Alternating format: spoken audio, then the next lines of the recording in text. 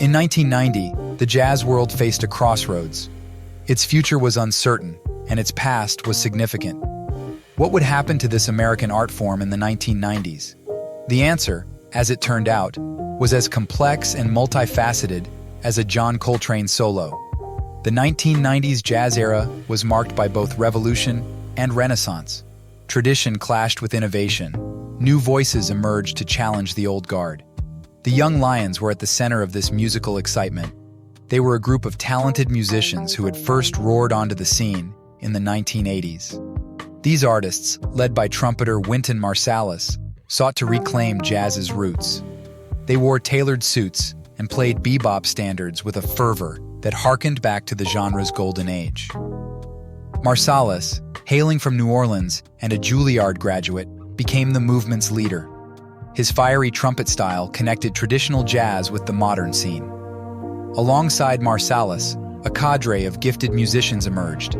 They included Christian McBride, Donald Harrison, Cyrus Chestnut, Kenny Garrett, and Wallace Roney. Each of these artists would go on to leave an indelible mark on the jazz landscape. But as the decade progressed, a curious thing happened. Many of these musicians, once praised for their jazz, began to turn to the music they had grown up with.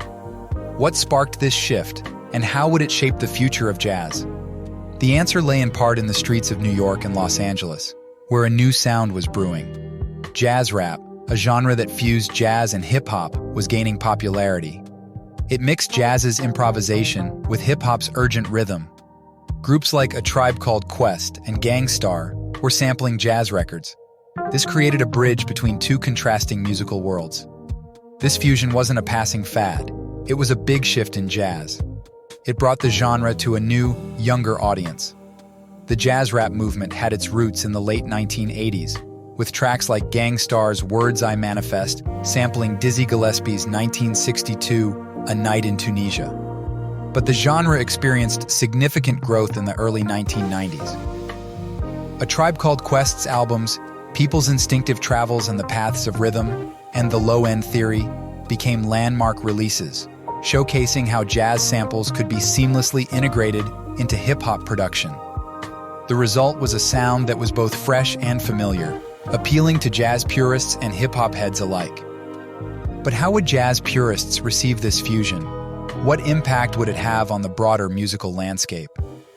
At first, some corners of the jazz world resisted. Traditionalists feared that hip-hop elements would dilute jazz's purity. But many forward-thinking jazz musicians saw the potential in this new hybrid genre.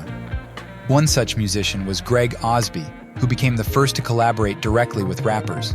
Osby developed a style he called street jazz, working with Ali Shaheed Muhammad of A Tribe Called Quest and Eric Sadler of Public Enemy. His work showed how jazz and hip-hop could go together, opening the door for more experimentation. The jazz rap movement wasn't confined to sampling and production techniques. Live collaborations between jazz and hip-hop artists began to emerge. In 1990, Gang Starr recorded Jazz Thing with Branford Marsalis for Spike Lee's Mo Better Blues. It was one of the first high-profile jazz-infused hip-hop collaborations. As jazz rap gained traction, it began to influence the broader jazz scene. Many young jazz musicians who had grown up listening to both jazz and hip-hop began to add hip-hop elements to their music and performances. This mix created new subgenres and styles, pushing jazz's limits.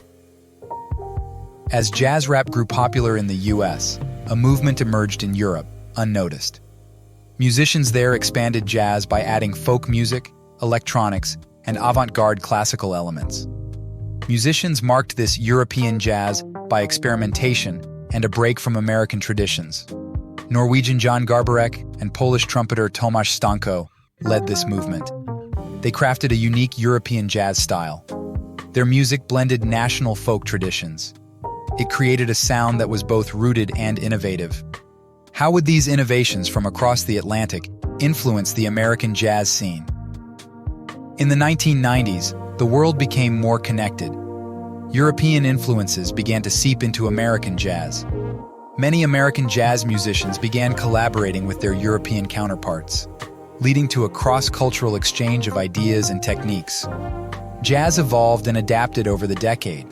It embraced new technologies and global influences. Digital recording and cheaper equipment made music production more accessible. Now, jazz musicians could experiment and create complex works in their home studios. This pushed the limits of jazz composition and arrangement. One of the most significant developments of the 1990s was the rise of smooth jazz radio. While often criticized by jazz purists, smooth jazz played a crucial role in keeping jazz in the public ear. Stations like Jazz FM, founded in 1992 by pianist-composer Dave Lee, helped to popularize a more accessible form of jazz. However, as smooth jazz dominated the airwaves, a counter-movement was brewing in underground clubs and indie record labels. The avant-garde jazz scene, which had its roots in the free jazz movement of the 1960s, continued to push the boundaries of the genre. Artists like John Zorn, Matthew Shipp, and David S. Ware created challenging, often abrasive music that defied easy categorization.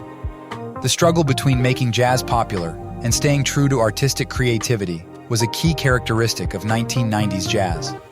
But as jazz expanded its horizons, some worried. Was it losing its soul in the process? The debate over jazz's future wasn't just about style.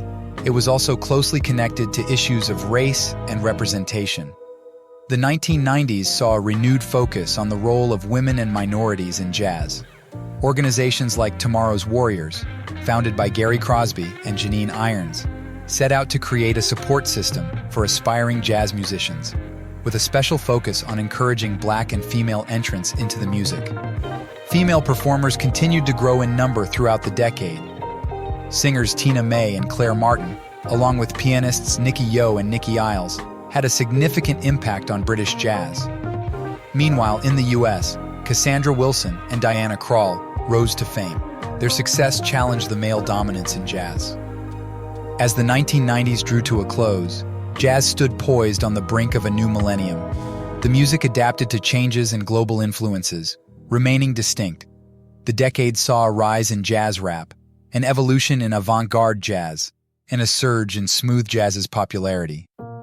There was also a push for jazz education and inclusivity. But what would the future hold for this ever-changing art form? The seeds planted in the 1990s would continue to bear fruit in the coming decades. Jazz would fuse with hip-hop and electronic music. This would create new subgenres like new jazz and broken beat. A focus on education would create a new generation of jazz musicians. They would have technical skills and a diverse style.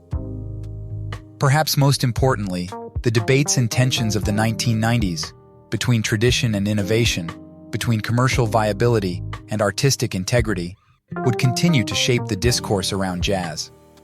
As the final notes of the 20th century faded away, jazz was poised for its next great adventure, ready to face the challenges and opportunities of the digital age. The story of jazz in the 1990s is not a tale of musical evolution, but a reflection of broader cultural shifts. It's a story of tradition and innovation, of cultural exchange and technological advancement. As we look back on this pivotal decade, we see not where jazz has been, but where it might go in the future. This is Aaron from One Track Jazz. If you want to learn what was happening in jazz in the 1970s and 1980s, check out these next two videos.